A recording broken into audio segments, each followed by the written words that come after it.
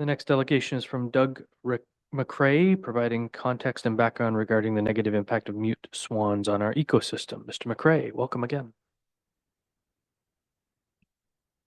Thank you very much for having me here. There's been I work as a biologist specializing in birds and have been in the area since the early 1980s. And I want to talk about mute swans and their impact, which is not generally well known. Just for background, there's 3 species of swans that occur regularly in our area. Tundra swan, which is a native species that breeds in the low and central Arctic, including the Hudson Bay coast of Ontario. And it's seen in small numbers in both the spring and fall migration. And with the milder winters we are now getting, we are also having a few overwinter, usually mixed in with the mute swans, often in the channel at Barkoven, where the current keeps the water open and people feed them. Another native species is trumpeter swan. It's primarily a Western species. Its population was decimated in the 1800s, primarily due to hunting, but due to conservation efforts and protection, there's been a slow recovery. It certainly occurred in Ontario historically as a migrant. The evidence that it actually bred in Ontario is, in my opinion, rather weak. Nonetheless, the Ministry of Natural Resources began a reintroduction campaign in the 1980s, which has been fairly successful, and it is now starting to breed in our area, still in rather small numbers. Introduced into North America over a century ago, mainly as an ornamental waterfowl in ponds and such. And over time, a number of them have escaped from captivity and become established in the wild. The first records in our area were in the 1960s, with the first confirmed breeding only in 1985. And they remained pretty rare in our area until the late 1990s, at which point the population exploded. We have now saturated the coastal marshes of Northumberland and Prince Edward County with breeding birds, and the species is expanding inland now. The ecological impact of mute swan has been well studied, and it is severe for native species and habitat.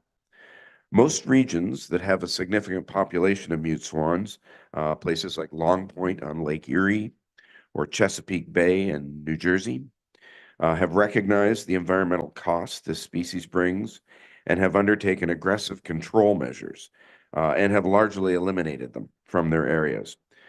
Presqu'île Bay has recorded winter concentrations of over 900 individuals, and dozens of pairs breed in our marshes.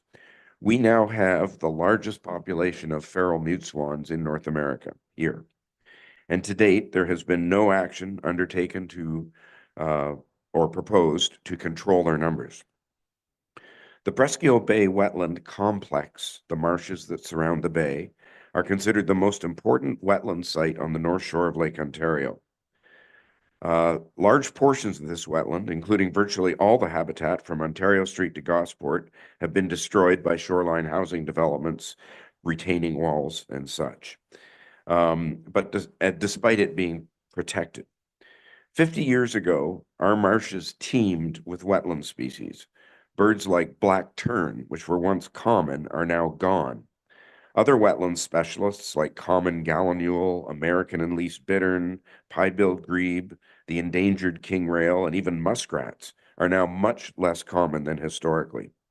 And although there are several factors are responsible, such as development, introduced grasses like Phragmites, the general intensification of shoreline buffer habitats, in my opinion, one of the greatest threats is the extreme abundance of mute swan. The species is highly aggressive, especially around its nest site, and drives off any and all intruders with gusto. This harassment has left much of our wetlands a virtual biological desert.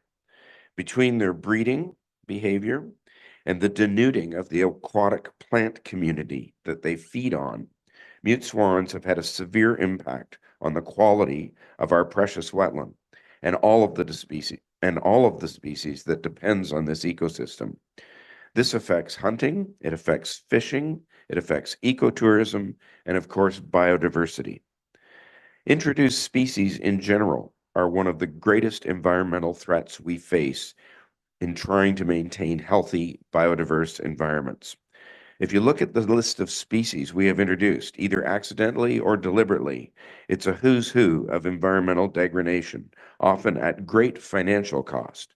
Rats, zebra mussels, carp, round goby, phragmites, the list goes on. Brighton has put mute swan on the town crest. There is no question they are beautiful, but so are giraffes, zebras, and a host of other exotic animals. But the point is, in reality, none of them belong here. Putting mute swan on our crest is akin to putting a rat on our crest. I would like to encourage council to reconsider which species of wildlife we celebrate on our town crest. Let us pick a species that belongs here. We have many wonderful choices to pick from, species that are both attractive and symbolic of our area. I would also like to encourage council to begin to control mute swans in our area, at least within areas of their jurisdiction, and pressure others, such as Presqu'île Park, to start controlling their numbers. Some regions have chosen to do this through egg oiling, which eliminates the reproductive success. Others have taken a more direct, lethal control. Either way, inaction will only lead to a further loss of biodiversity in our wonderful and important wetlands. I know this is not a popular idea with some people, probably many people, but we need to recognize that despite their beauty, mute swans are a menace to the health of our environment. Thank you for your time and the opportunity to speak, and I would be happy to answer any questions you might have. Thank I you. will open the floor to members of council for questions of clarification, but before I do that, I will clarify that Brighton did not put the mute swan on our crest. The oh. Chief Herald of Canada put the mute swan on our crest. Sorry, who? The Chief Herald of Canada. We applied to Her Excellency, the Governor General's office, and the Chief Herald bestowed the crest upon us. Okay. Wasn't our choice. I appreciate that. My apologies. We did accept it. Yeah. Okay. Perhaps with some ignorance, but I did not know that. Thank you. part of the motion you Yep. see in the council package today comes from the Okay. recognition that this is an invasive species. Doesn't belong in our bay, probably doesn't belong on our crest. So Thank you. just point No, of clarification. Now I'll open the floor to members. Appreciate that. Councillor Butwell. Thank you, and through you, Mr. Mayor. I think you may have answered my question right at the end. You've mentioned aggressive control measures. I was going to ask what they were. You mentioned egg oiling, which I understand, and then you kind of alluded to more fatal type. Lethal control. Yeah, I know Chesapeake Bay and Long Point shot most of their mute swans. So who does the shooting? The Canadian Wildlife Service was one of the people, and then a big chunk of the wetlands in Long Point are owned by a private duck hunting club called the Long Point Company, and they went out and shot most of their swans in a few years. So in our bay, we would be looking at the first option, perhaps? Probably.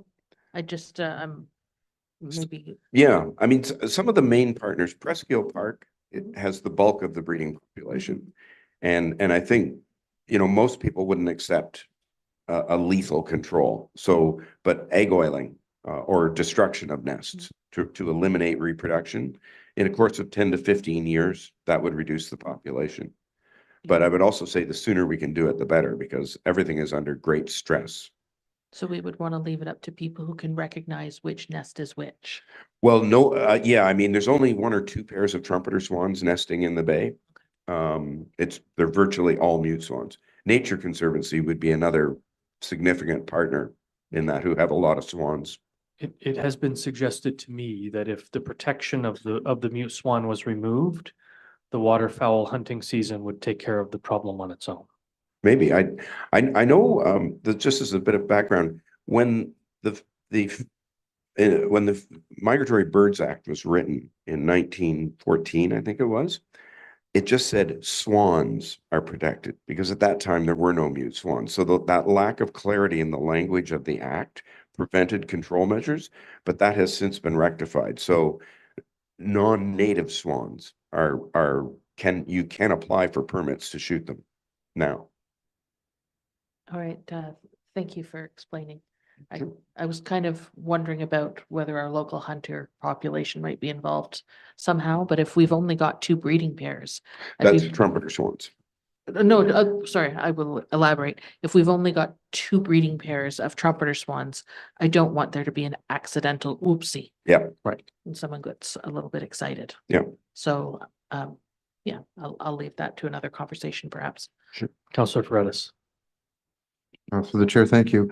I seem to recall that there are also some restrictions on where you can hunt in Presqu'île Point and the times that you can hunt. So that provides perhaps even more limitations on that as a viable option for curtailing this community and maybe points more towards the egg-owning process. Because I think a lot of hunters down there raised a bit of a hue and cry at last council and had the regulations severely modified, did they not? It was the residents down there that had the regulations. So the area of where you could hunt is more regulated now than it was. But that doesn't stop waterfowl hunters from going out into the bay and hunting waterfowl. It was my understanding that these were protected migratory birds, though, under the Act. I should know that. I don't think that you can hunt mute swans as you would hunt a mallard right now. Right. I think you have to have a special permission. But you can get that permission, like a landowner, for example, who had a mute swan nesting on their property, they can destroy the nest or kill the swans. Interesting. But you apply, I think, to the Canadian Wildlife Service for that permit. Thank you. Thank you. Anything further from members of council? Thank you, Mr. McRae. Thank you. And again, my apologies for misstating Brighton's culpability on the logo. We've been accused of worse. Yeah. Very good. Thank you very much. I have a motion moved by Councillor Butwell, seconded by Councillor Paredes, that council receive the delegation from Doug McRae regarding the negative impact of mute swans on our ecosystem. Is there any discussion? All those in favor? Are there any opposed? The motion's carried.